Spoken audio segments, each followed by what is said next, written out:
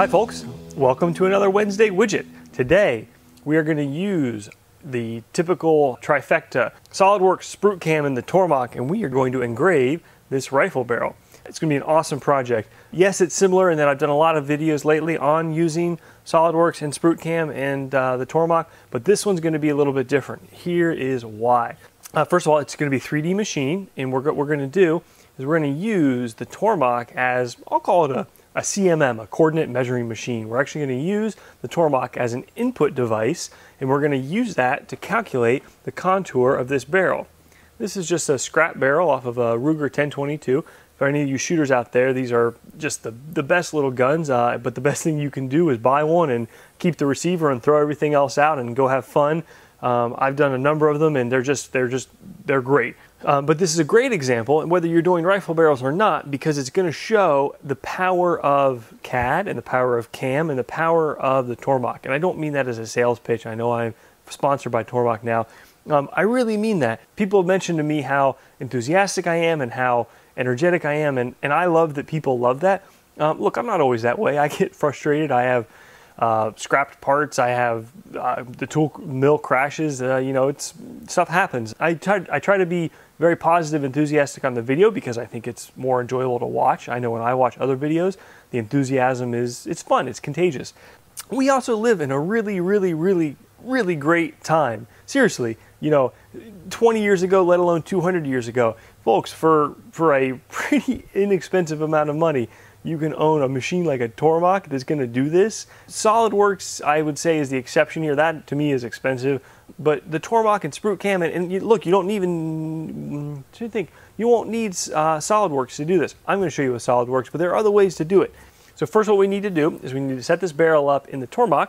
And like I said, we're going to use a Z probe, and I'm going to use my Heimer probe, but you could use any dial indicator to do this, and we're just going to step over and measure the depths, and that's going to let us build a little CAD model with the correct taper.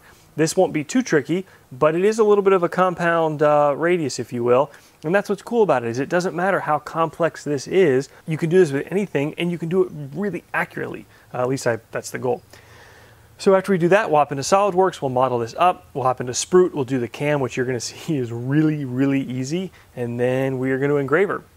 A lot of times machining isn't all that hard, it's holding the darn workpiece that requires some ingenuity.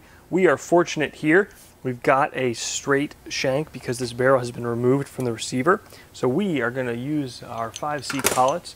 If you don't have that luxury, most barrels will have a straight shank at somewhere along the first inch or so, and in that case I would recommend using a V-block with some shim stock in between it, so you're not putting any sort of pressure or marring. We're only engraving here, so even with the shim stock and the V-block, you should have plenty of holding power. So here's the barrel, and it's actually pretty darn solid. We're going to be engraving up here, and the truth is it would probably be okay as is, but let's not take any chances. And if you don't have little jacks like this, buy a set. I think these were under 10 bucks off of Enco, or better yet, build a set. So all we're going to do is stick it under there with a piece of shim stock and support that barrel. Perfect. Just enough tension to where you can't get the shim stock out. I always carry this sketchbook with me from Make magazine, and it's got the grid lines on it, and it was perfect for just using a ruler and just creating a really rough sketch here. It doesn't even have to be to scale, but what we're going to do is just establish that as, you know, X0, and that'll let us make some basic measurement notes that should help us when we hop over into SolidWorks. So I thought the best way to shoot this footage would be to zoom out, and you can see me operating the mill, and I'm jogging over, indexing down on my Z, looking at the Mach 3 screen, and then just jotting down notes in my little notebook as we go along here. Again, this can be as precise or as imprecise as you want, and the more that you think you're dealing with a taper rather than a contour, in other words, it's a straight line between 2 points, you could potentially go out quite a ways, potentially even a number of inches. And the easy way to tell if that's the case is just put a straight edge down on the barrel or part, and you can see if it hugs that straight line, you've just got a simple angle.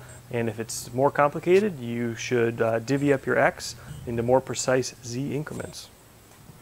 So here's our little diagram. Ends up that the ruler drawing probably wasn't necessary, but when I start at X0, I actually have a slight taper up. There could be a problem with the 5C caught. It could be that the block isn't in square. I actually don't really care because I'm not going to move the part, and so I'm just measuring the cutting surface plane. And then after we get to 1.5 inches, we're down.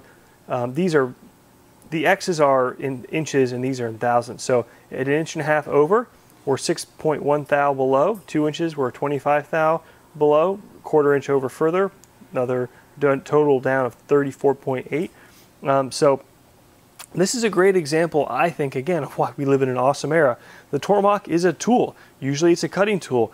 When I first started doing this sort of work, I realized, wait a minute here, the Tormach can be an input tool as well. It's a great tool for that. And you can do this stuff very, very quickly. And I just published a video on how I quote work. One of the things I discussed is the use of time and the ability to get things done quickly.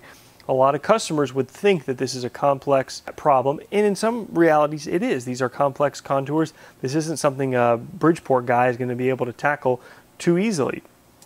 But with the right tools, we make this really, really easy. So enough rambling. Let's hop into SolidWorks and model this up. Okay, SolidWorks, new part, sketch on the front plane. We'll insert one line this way. We'll come to mention it later. And then we're going to insert another set of lines for construction. And we took 10x measurements. So what I'm going to do, and you guys may have a better way, is I'm going to sketch 10 lines that I know are plenty long, or they're longer than what we'll actually do. So 1, 2, 3, 4, 5, 6, 7, 8, 9, 10. Okay, now we'll zoom back in here and we'll dimension them. The first one was 1/2 inch. Second one was 1.25, so we'll take 1.25 minus the dimension before because we want it to be relative. It's 1.25 from this point back to here. Next one was 1.5 minus the sum, so I'm going to do these in my head. So here we're at 1/4 inch. Next one was 2, so we're 1.5 inches, so 2, so 0.5. Next one is 1/4 inch. Next, 0.25, 0.25, 0.25. Okay, now just so we don't lose track, we'll do a reference geometry from all the way to here. So we're at 3, so that's good. And now I actually we'll let that be driven. Now I actually the last two were 1/2 inch long, so 0.5 and 0.5, and boom. So we'll check that again, there to there, 4 inches. Okay, great. Delete that. So now we'll create reference geometry again. Line for construction. Now I find it's quicker to do it this way, which is to go up, connect these two, go up, and then we'll just come back and delete the diagonals that we don't actually want. Otherwise, you've got to recheck the line tool and the for construction. And if you goof, you just get back on the saddle.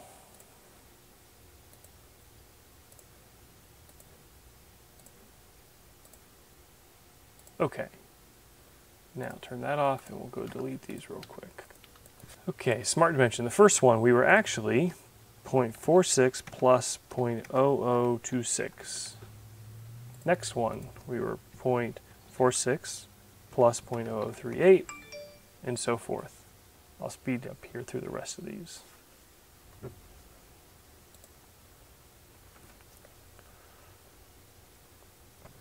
Okay, so now if we exit our sketch, we should be able to just take a look, and there we go. Passes the sanity check, nothing looks way off.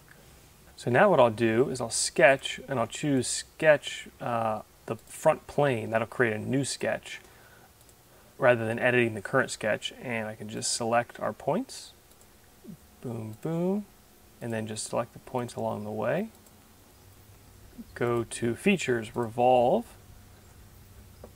It already selects the sketch. Select this and choose check. Folks, we got a barrel. Right click sketch 1 and suppress it. Oops.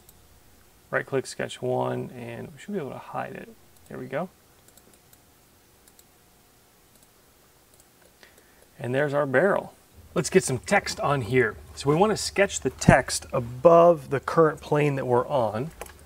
So what we do is do insert, reference geometry plane, and then we'll select the front plane, and 1/2 inch above will let us, again, sketch that text above our barrel.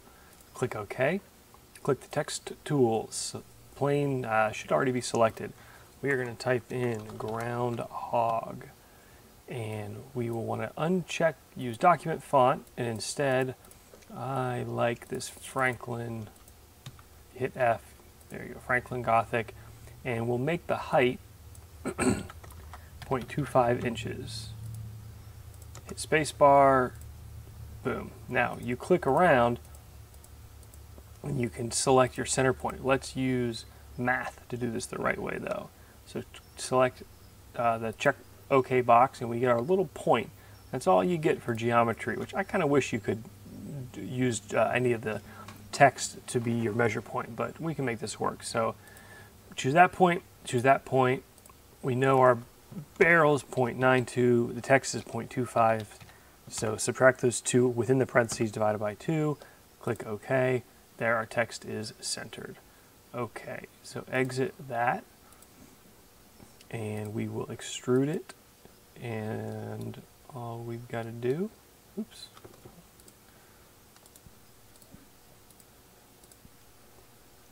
all we've got to do is go deep enough to get through the whole skin. So 0.1 is enough. We'll go 0.15 for good measure. Click OK. And boom. Now we've got 3D text, as you can see right here. If the message doesn't make sense, that's because we need to add one more thing. So sketch, same plane, arrow. We will choose our center line. There we go. Come out here, come in, and let's dimension this guy. Let's make that a 45, so that'll be, oops.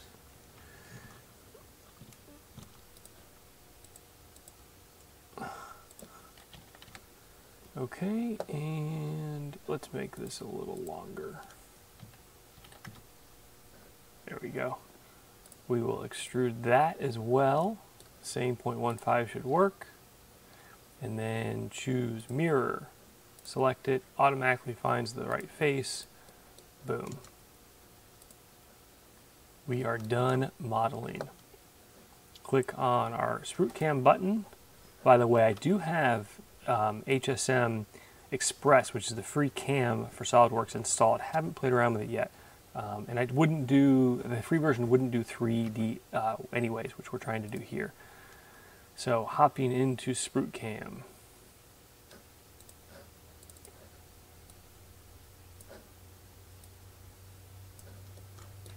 Here is our part. Make sure we are looking the right way. Looks good. I want to change my Z0 though.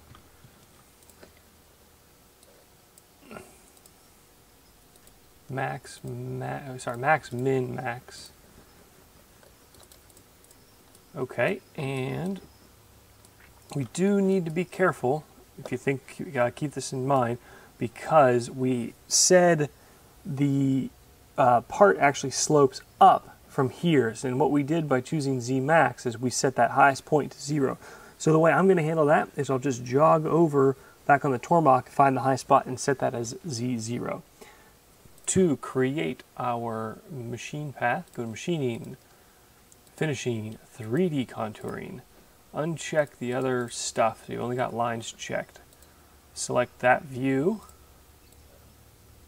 drag this way, hold down the Alt key, drag another box that deselects everything else, use the right key to right mouse button, and we need to remove some stuff. So hold down the Alt key, go through, these are lines from our segments of the circle. I think that's everything, looks good.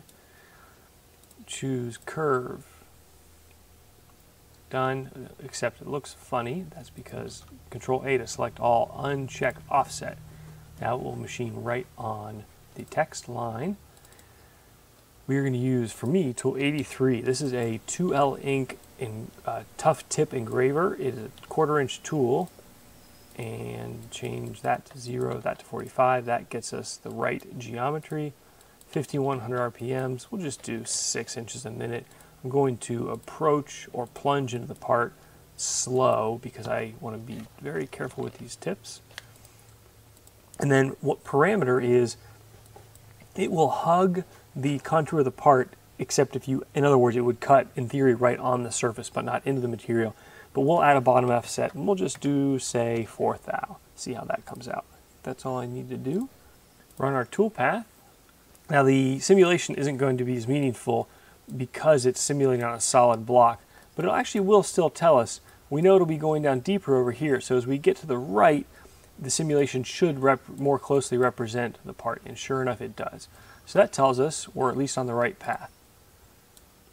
Let's post this and get over to the mill and make some chips. So let's find Z0. Just come over here anywhere. Go to 0. And then we'll jog. And sure enough, that's low, so that's good. So coincidentally, we may have picked a high spot. Yep, sure enough we did. You know, maybe that's off by 2/10 or something, but plenty close. Throw in our engraver.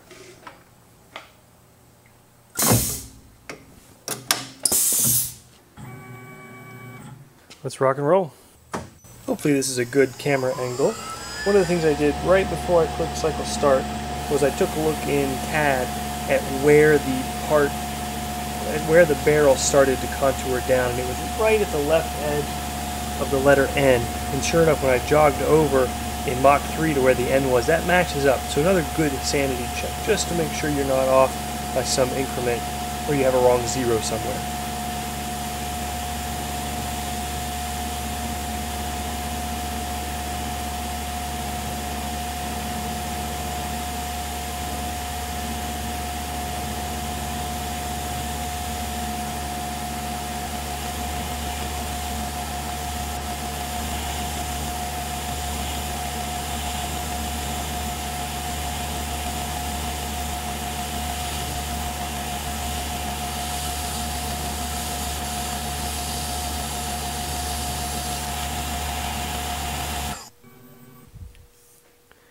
Looks pretty darn nice. Definitely raised a burr. Let's fix it with one of the best things on earth, scotch-brite wheel.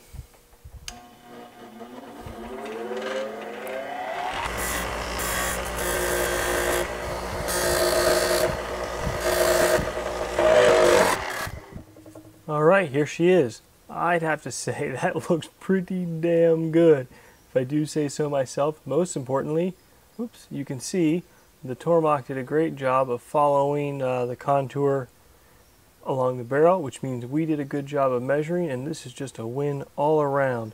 You see there's equal depth of the engraving over the full surface of the part. That's what's important. And what I think is incredible is we didn't even use a 4th axis. Although, by the way, my 4th axis showed up yesterday, so I am beyond excited to get set up with that. But don't use a 4th if you don't need to. There is no problem with the amount of side cutting that would be happening on the extreme Y positions of this part here. It looks great. Okay, now before we wrap this Wednesday widget up, let's see if we can play fake gunsmith and use some of this Birchwood Casey hobby grade permablue to get this barrel looking back to its original color here.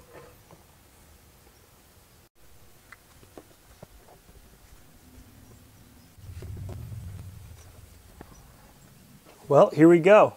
Is it perfect? No. Is it pretty damn good for a 10-minute cold blue job? Absolutely. I'd say, you know, honestly, the lighting here that I use in the camera kind of betrays the work. When you're looking at it in normal daylight, it actually blends in pretty darn well. And boy, I gotta say, the lettering just absolutely pops. That thing looks like $1,000,000. So, that's a wrap for today's Wednesday widget, folks. If I can do this, you can. That's what I think is so cool about this stuff and what I love about coming to work every day and tackling stuff like this. So with that, you guys know I appreciate the enthusiasm, the likes, the comments, the shares, the thumbs up. stay tuned. I'll see you soon for next week. Thanks, folks. Take care.